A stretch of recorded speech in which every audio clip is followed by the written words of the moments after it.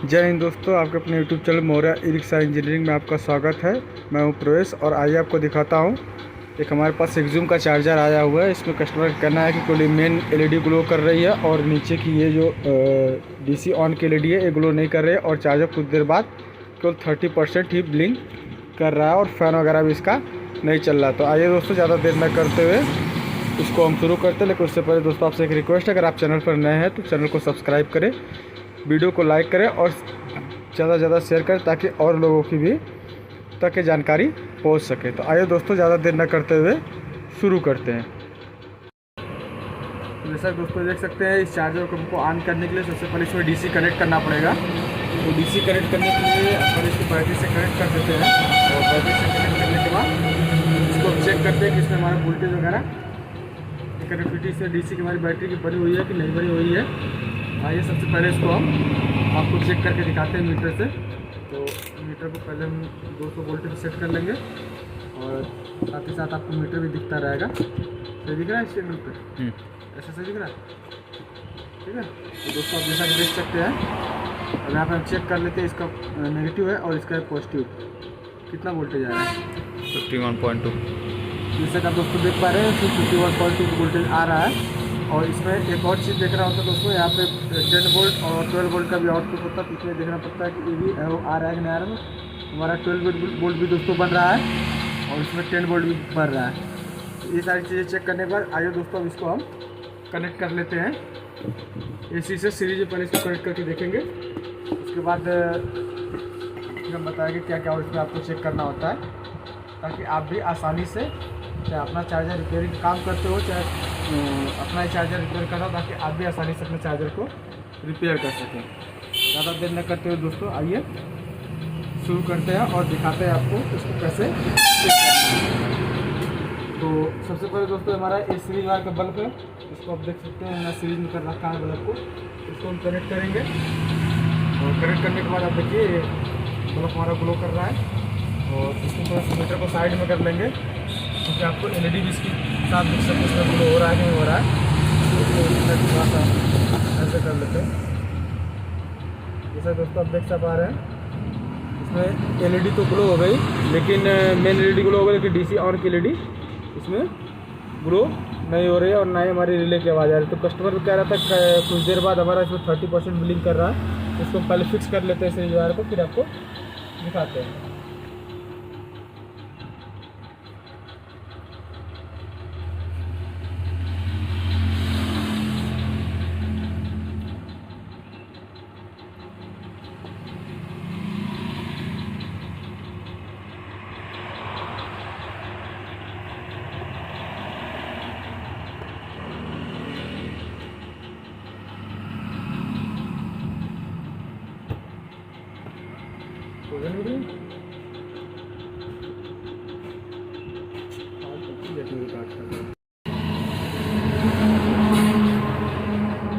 तो दोस्तों देख पा रहे हैं, हमने इसको कनेक्ट कर दिया है और यहाँ पे हमारा ये डीसी का एलईडी ग्लो कर रहा है। सॉरी, मेन एसी का एलईडी ग्लो कर रहा है, लेकिन डीसी हमारा एलईडी ग्लो नहीं कर रहा है।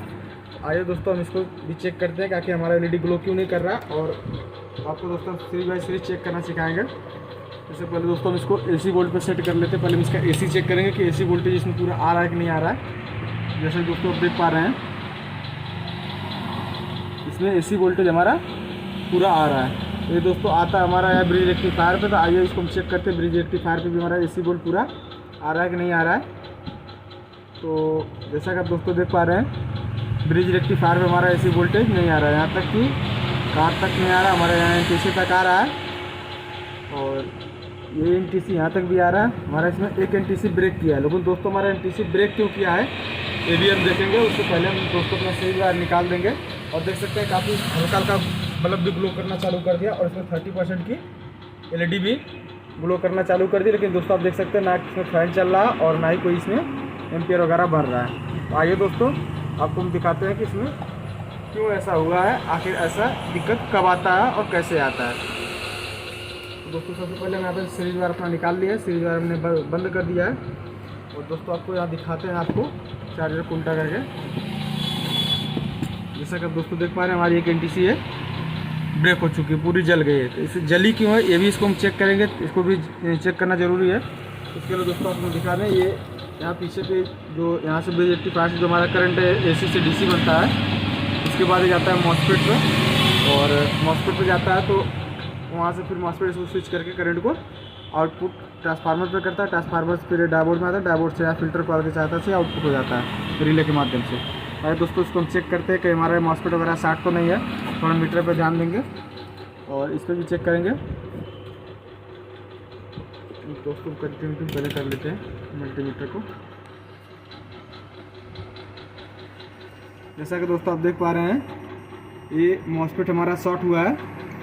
जैसा कि आप देख पा रहे हैं मॉस्फेट हमारा शॉर्ट हो गया है, मॉस्फेट हमारा शॉर्ट है, जिसकी वजह से ऐसा हमारा NTC ब्रेक किया हुआ। तो आइए दोस्तों हम फटाफट आपको मॉस्फेट चेंज करके और NTC चेंज करके चार्जर को ऑन करके दिखाते हैं। क्योंकि दोस्तों सभी लोगों को अधिकतर ये सारी चीज़ें आता ही आता है, तो लोग कहते रहते हैं कि आप वीडियो इतना लंबी हो जाती है आपकी। तो दोस्तों आपको दिखा सिंपल से यहाँ से हमको ओपन स्क्रू को ओपन करना, ओपन करके सारी चीज़ें हमको काम करना। तो सबसे पहले दोस्तों NTC को निकालेंगे। NTC जो हमारी ब्रेक हुई है, पहले NTC को डालेंगे। NTC डालने के बाद फिर एक बार सीरीज पे हम कनेक्ट करके देखेंगे कि क्या कंडीशन रहती है दोस्तों। यहाँ फोकस रहा, जैसा कि दोस्तों देख पा रहे हैं हमने इसमें मॉस्फेट भी लगा दिया और NTC यहाँ पे ब्रेक थी, तो NTC की हमने जंपर की सहायता जोड़ दिया है। अभी NTC है नहीं तो NTC बाद में भी लगा लेंगे, फिलहाल हम जंपर से इसमें काम चला रहे हैं। और देखिए दोस्तों हम DC को कनेक्ट कर देते हैं। DC कनेक्ट करने के बाद फिर उसके बाद सीरीज से चलाएंगे और देखेंगे इसमें DC LED हमारी ग्लो होती है कि नहीं होती है।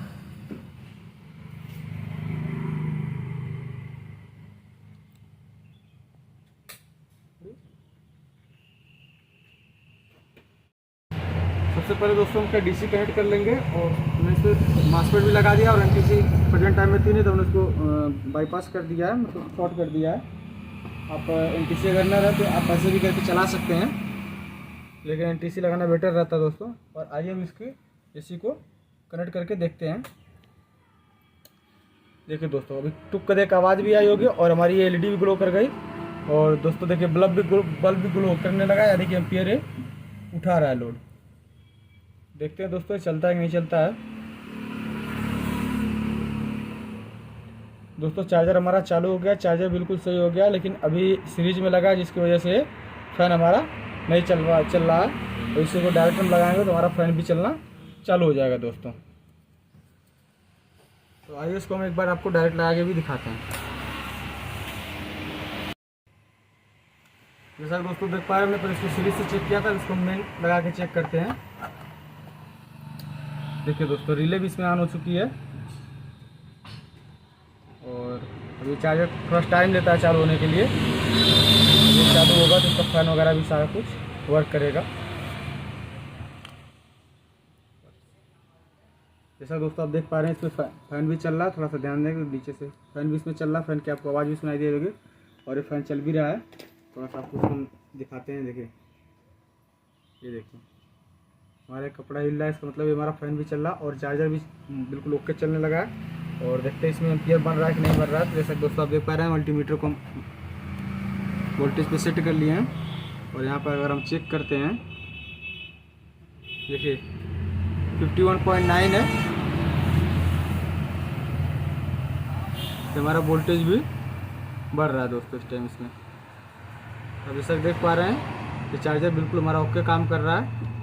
और अगर आपको वीडियो दोस्तों पसंद आया हो तो वीडियो को ज़्यादा से ज़्यादा लाइक करें, शेयर करें। अगर आप चैनल पर नए हैं तो चैनल को सब्सक्राइब करें। और आपको किसी भी चार्जर कंट्रोलर संबंधित जानकारी अगर चाहिए तो आप हमें कमेंट के जरिए पूछ सकते हैं। तब तक के लिए यही जानकारी आपको दिया और आगे भी आपको ऐसी ऐसी जानकारियाँ मिलती रहेगी। मिलते हैं किसी नेक्स्ट वीडियो में। जय हिंद दोस्तों।